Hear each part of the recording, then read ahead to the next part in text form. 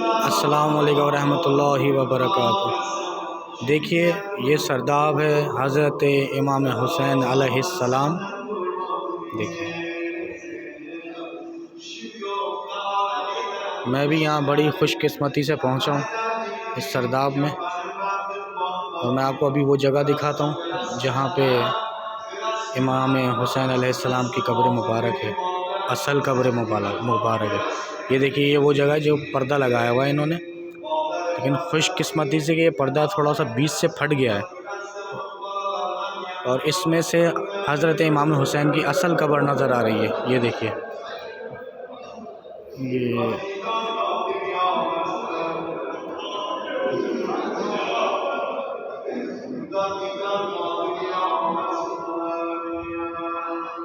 ये जो सामने काला पर्दा लगा हुआ है, इसके बिल्कुल बराबर में मौला हुसैन अलैहिस्सलाम की कब्र है। आप लोग भी ज़ियारत कीजिए और सलवात भेजिए। अल्लाहुम्मा सल्ली अला मुहम्मद व आलि मुहम्मद। सलाम हो मेरे मौला हुसैन आप पर, लाखों सलाम हो आप पर। ये जगह देखिए,